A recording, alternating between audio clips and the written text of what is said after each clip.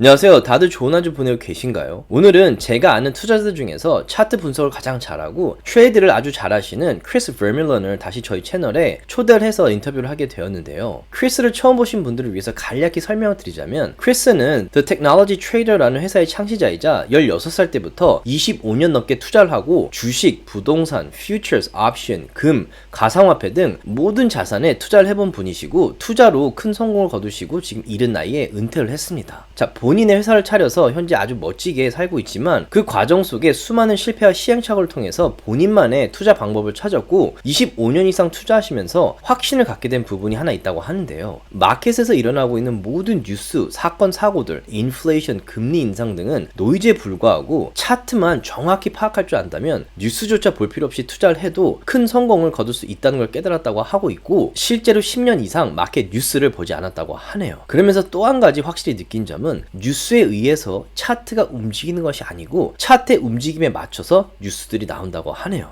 자, 역시나 원래는 30분 요청했던 인터뷰가 1시간 반가량 넘어가는 바람에 중요한 부분들을 모아서 1, 2부로 나눠서 편집을 했는데요. 1, 2부 모두 정말로 투자를 하시는 데 있어서 큰 도움이 되는 인사이트들이 많기 때문에 반드시 시간 내셔서 2부 영상까지 보시기 바라겠습니다. 자, 그러면 디스크립션만 듣고 영상 바로 보도록 하겠고요. 여러분들께서 인터뷰를 쭉 보실 수 있도록 인터뷰 중간에 제가 관리할 수 있는 유튜브 광고들은 모두 삭제하도록 하겠습니다. 그리고 제가 진행하는 페이트론 서비스를 통해서 제 장기 투자나 단기 투자로 인한 매수 매도 트레이드들, 그리고 보유한 주식을 단 한 주도 팔지 않고 프리미엄 수익을 낼 수 있는 제 커버 콜드도 나누고 있으며, 줌 미팅을 통해서 차트 분석과 마켓의 움직임, 그리고 눈여겨보는 주식들도 나누고 있는데요. 제 서비스에 관심 있으신 분들께서는 아래 페이트론 링크를 클릭하셔서 함께 했으면 좋겠습니다. 제가 만든 컨텐츠들은 어디까지나 정보 전달을 위한 영상들이기 때문에 절대 영상만 보시고 주식들을 매수 매도하지 마시기 바라고요.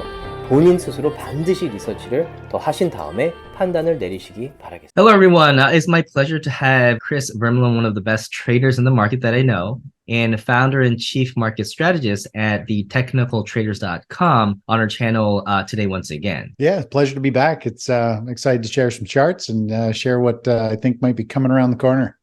Now, I do remember that you mentioned in the past interviews that we may be seeing another all-time high before a major crash happens. And it does seem like the market is getting close to the previous all-time high we had in 2021 December. Now, I personally think that we still have issues in the economy, such as, the high Fed fund rates, still high inflation. I think also many companies and banks are struggling with enormous amount of debt, causing massive layoffs. But even in this environment, the market keeps going up. Can you share why you think the market keeps going up, although we still have many issues? Naturally, the market climbs a wall of worry. I don't know why, but the market goes up when everybody's fearful. It's just the way the markets have always seemed to move. So we've got the COVID lows. We had all kinds of worry. The craziest event ever. We had one of the biggest rallies. And then 2022, we had a big correction. And this year, I mean, we've just been on this tear with the stock market just constantly pushing higher. And we're threatening, we're in striking distance potentially by the end of the year to actually hit new all-time highs. I think one of the big things right now in the markets that's driving it higher is really just a big handful, big tech, semiconductors.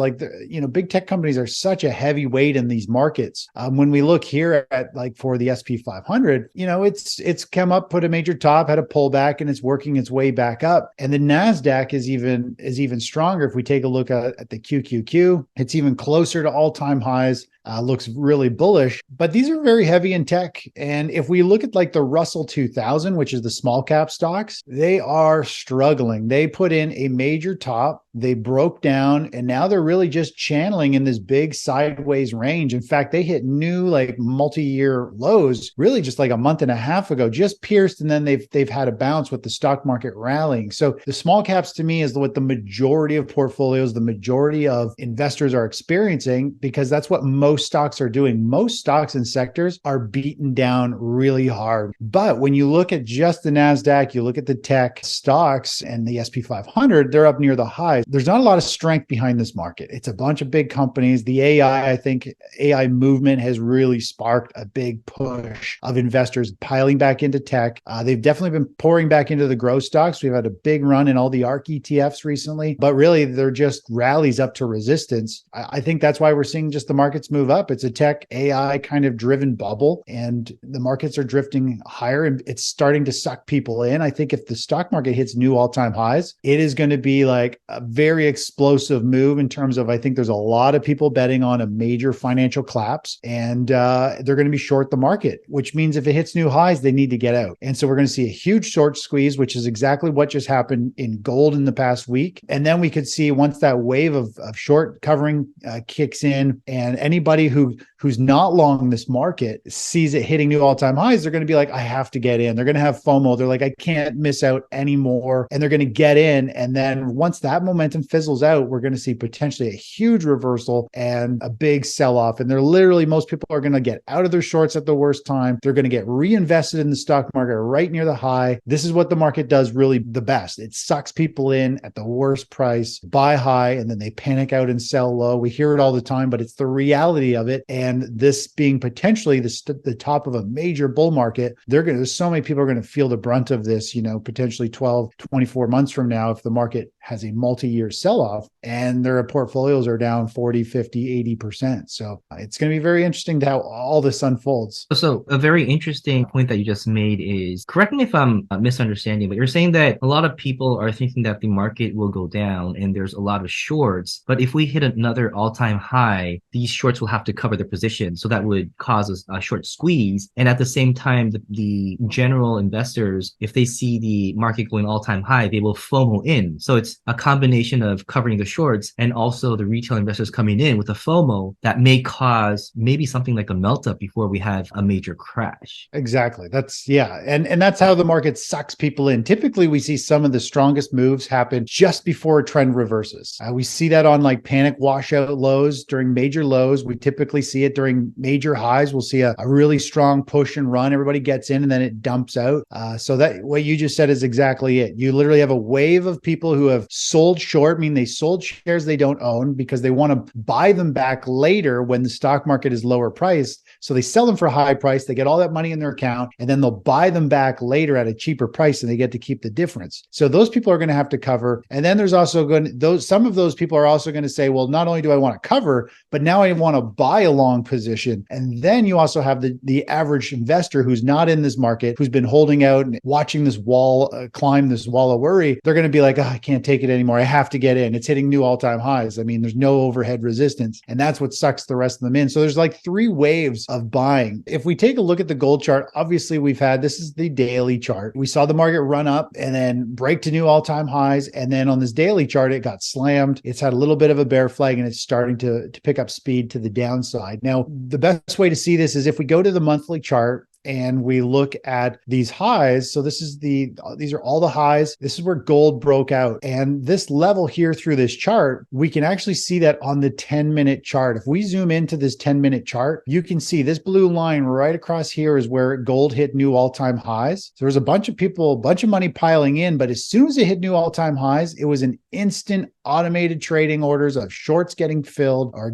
covering their shorts, people buying in saying, if it hits this level to a new all-time high, automatically my broker is going to buy me a position. And when something goes straight up and everybody does the same thing, it usually means it's like an exhaustion move. It's like the breaking point. Everybody couldn't take it anymore. They have to get out or get in of their positions depending on what side they're in. And then suddenly the market goes in the opposite direction, and it does it on huge volume. The volume we've seen in the last several days pretty much dwarfs all of these other little trading days in terms of volume. So we've got massive volume that's trading like around the clock with what's going on. So this is what could happen to the SP 500. It hits new all-time highs. We see huge short positions. I think a lot of institutions have big short positions. There's going to be a ton of them that want to cover. There's going to be a lot of individuals. And then there's going to be people who want to get long this new bull market that it'll be this is it. It'll be headline news everywhere. Stock market hits new all-time highs. We're back in a bull market, technology leading the way. It's literally going to be like the ultimate FOMO. Whoever's not in is going to have so much FOMO, they have to get in. That's the kind of perfect storm that is brewing. Gold just had this like kind of shakeout and this fake out, and now it's going to take some time to recover potentially. And the monthly chart of gold, when we have one of these reversal type bars, we tend to see this is a reversal bar, so it ran way up here and then it's selling down. If it closes down like this for the month of December, which we still have lots of time left, we generally can count for usually 3 more bars that will probably be to the downside. In some cases, it could be many bars to the downside. Each bar is 1 month. So the pullback from this high to this low was about 20% and another 20+%, and this was like almost 12%. So these are pretty big pullbacks. So I am bullish on gold long term. I do believe we are in a major phase in gold, similar to kind of the 2001. I think we've started this move, and gold consolidated just before the stock market went into a bear market phase, and we had gold break into a bull market back in 2019. It's rallied up, it's been consolidating, and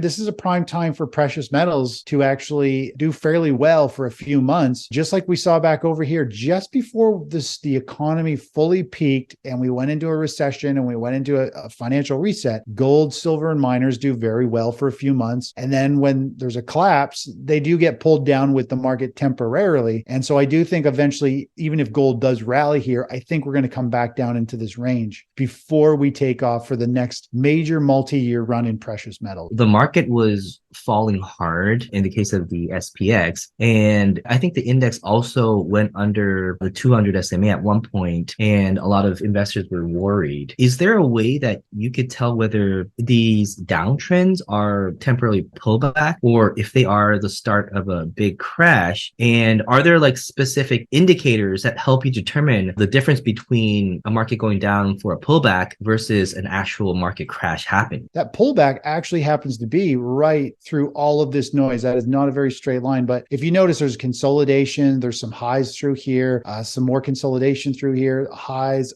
a support level. So it came right back down to test this initial kind of high volume breakout zone, and then it's just rocketed higher. If we just zoom into this year's price action only of the SP 500, so we've got this move up. We've got it topping out in June, July, and then it comes down to a multi-wave sell-off right into the end of October. And then we go into this year-end rally, which we still have December left. But if you just look at this overall price action, take a look at the SP 500 seasonality chart. We go up, we top out June, July, we pull back usually to the end of October, and then we go into the end of the year rally. So this whole year has been, seasonality-wise, has been moving very similar to what it does on average every year. And this pullback, this pause that we've had in the SP 500, the NASDAQ over the past week and a half is exactly what happens, the first week of December. And we're about to go into this final potential squeeze and push higher, which could be very, very explosive. And it might end up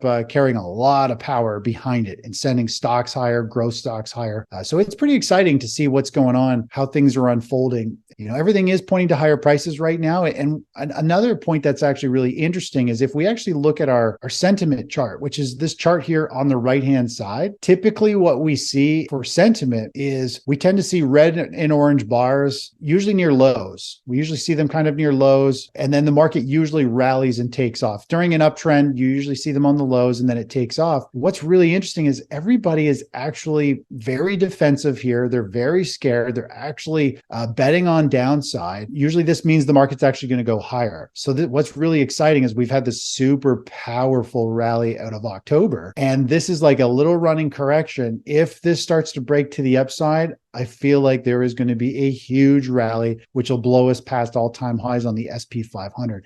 This is telling me that everybody is betting on a very sharp pullback. They're expecting lower pricing. And if most people are offside, they're expecting on lower pricing, the market's probably going to go the other way. And it's going to create the short squeeze and everybody to cover and then to buy in. So there's a really, really intense scenario here for the next 3 weeks of this trading year, where we're going to have either a massive rally or we're going to have a massive collapse. And to understand that either one of those is about to happen, you have to make sure your positions are managed so that you don't take a beating if you're on the wrong side of that.